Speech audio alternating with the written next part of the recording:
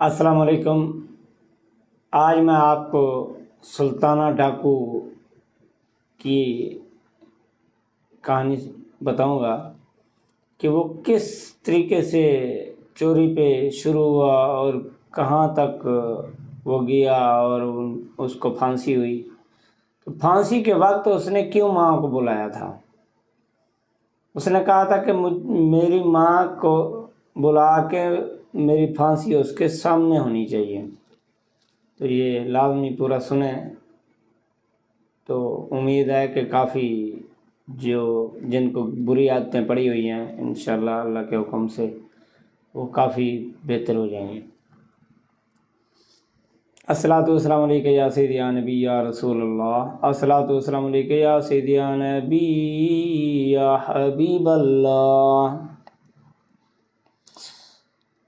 سلطانہ ڈاکو ایک نامی گرامی چور تھا، اور اس نے کب سے اور کیسے چوری شروع کی تھی۔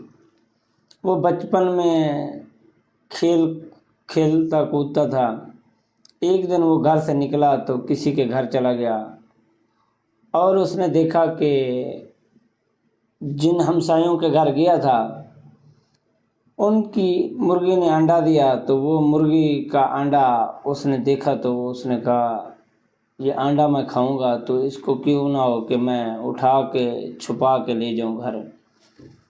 جب وہ انڈا لے کے گھر چلا گیا تو جب اس کی ماں کو پتہ چلا تو ماں نے اور شاباش دی کہ میرے میرا بچہ آج انڈا لے کے آیا ہے، تو اس نے شاباش دی۔ تو اس کی حوصلہ افزائی ہو گئی۔ جب اس کی حوصلہ افزائی ہوئی تو پھر اس طرح دوسرے دن گیا تو ایک اور انڈا لے کے آیا، تیسرے دن گیا تو 2 انڈے لے کے آیا۔ اسی طرح اس کو گھر سے حوصلہ افزائی ماں دیتی رہی، اور وہ چوری کرتا رہا۔ ایک دن وہ نامور چور بن گیا۔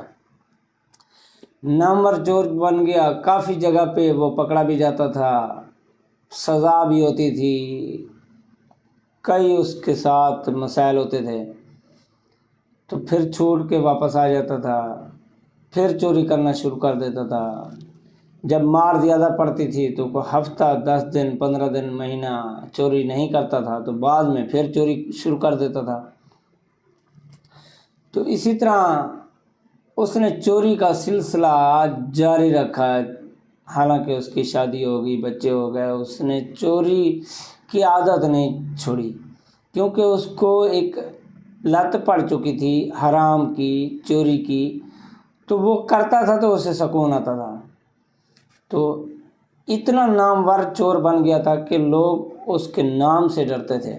اس کے نام سن کر لوگ خوف کھاتے تھے کہ کہیں ادھر ہمارے گھر نہ آ جائے، تو لوگ اس کا نام تک نہیں لیتے تھے، اتنا خوف تھا علاقے میں۔ تو اس کی ایک خوبی تھی کہ وہ اپنے علاقے میں چوری نہیں کرتا تھا، دور دور بیر چوریاں کر کے آتا تھا، لیکن اپنے علاقے میں چوری نہیں کرتا تھا۔ تو ایک دن اس نے کہیں امیر زادے کی بڑی چوری کر لی۔ تو جب چوری کر کے لے آیا سامان تو کچھ دن بعد اس کی گرفتاری ہو گئی۔ جب گرفتاری ہوئی تو جو وہ امیر زادہ تھا اس نے مطالبہ کیا تھا کہ اس کو سزائے موت ہونی چاہیے، کیونکہ اس نے میرے گھر سے چوری کیوں کی۔ تو اس نے سزائے موت کا مطالبہ کیا تھا، تو اس کی بات مانی گئی کہ اس کو سزائے موت ہوگی، اب اس کی رہائی ممکن نہیں ہے۔ تو جب اس کے وقت مقرر کیا گیا کہ فلاں دن اس کو سزائے موت ہوگی، پھانسی چڑھایا جائے گا، تو اس نے جب پھانسی کے کچھ دیر پہلے اس سے آتے ہیں، اس سے آخری خواہش پوچھنے کہ تمہاری کچھ خواہش ہے تو ہمیں بتاؤ، ہم آپ کی خواہش پوری کر دیتے ہیں۔ تو اس نے جا کے پولیس والوں نے، جو بھی دروگے پھانسی گھاٹ والے، انہوں نے جا کے پوچھا کہ آپ بتاؤ، کچھ دیر بعد آپ کو پھانسی دی جائے گی، تو آپ بتاؤ کہ آپ کی آخری خواہش کیا ہے۔ اس نے کہا کہ میری آخری خواہش یہ ہے کہ میری ماں کو بلایا جائے اور میری ماں کے سامنے مجھے پھانسی دی جائے۔ تو انہوں نے کہا یہ کون سی بات ہے، ماں کے سامنے؟ تو ہم تو کسی رشتہ دار کے سامنے پھانسی نہیں دیتے، تو ہم اس نے کہا یہ میری خواہش ہے، میری ماں کے سامنے مجھے پھانسی دی جائے۔ تو اس کی ماں کو بلایا گیا۔ جب پھانسی کا وقت آیا تو اس کی ماں بھی آ گئی اور اس کی ماں کو بھی سامنے کھڑا کیا گیا۔ تو وہ کہتا ہے میری ماں آج میری پھانسی ہے، تو آپ سامنے کھڑے ہونا ہے اور میری موت دیکھنی ہے کہ کیسے میری جان نکلتی ہے۔ تو اس نے کہا بیٹا ایسے کیوں کر رہے ہو،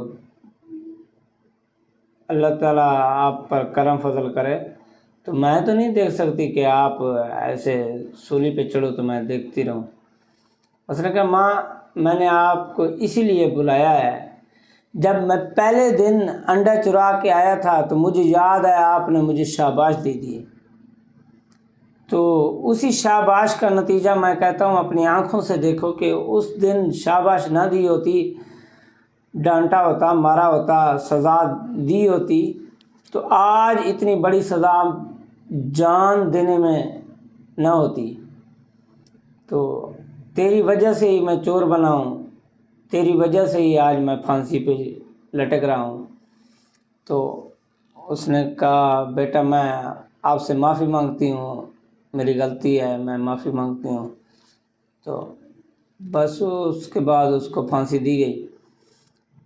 تو اس ماں نے پھر لوگوں سے التجائیں کی، ہاتھ باندھے کہ آج کے بعد اپنی اولاد پہ نظر رکھیں کہ کہیں بیر سے کوئی ٹوٹی کوڑی بھی نہ لے کے گھر آئے چوری کی، تو اس کا نتیجہ یہ ہوگا کہ اس کو سزائے موت ہو جائے گی۔